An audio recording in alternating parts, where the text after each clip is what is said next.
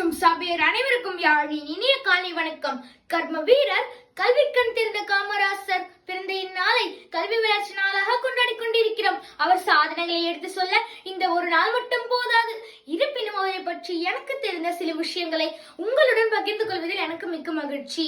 மிக சாதாரண குடும்பத்தில் பிறந்து மாநிலத்தின் முதல்வராகி பல அதிகார பதவிகள் தேடி வந்த போதும் அதனை ஏற்காமல் பிறரை அதில் அமர வைத்த கிங் மேக்கர் நம் காமராசர். வெறும் 6ஆம் வகுப்பு மட்டுமே படித்த காமராசர் 36 வயதில் காங்கிரஸ் மாநில தலைவரானார்.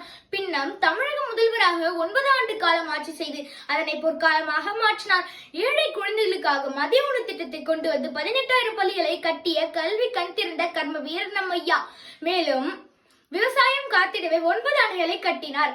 கற்கை நன்றே கற்கை நன்றே, பிச்சை புகினும் கற்கை நன்றே. பிச்சை எடுத்தாவது படிப்பது நல்லது, ஆனால் குழந்தைகளா நீங்கள் படியுங்கள், உங்களுக்காக நான் பிச்சை எடுப்பேனா என கூறிய மேதை. ஒரு விஷயத்துல இந்தியா பிரதமர் நேருவுக்கு ஐடியா கொடுத்தவர் நம்ம ஐயா. அது என்னன்னா, நேரு அவர்கள் அமெரிக்கா கூட ராணுவ பொருட்கள் வேணும்னு ஒப்பந்தம் போட்டிருந்தாரு.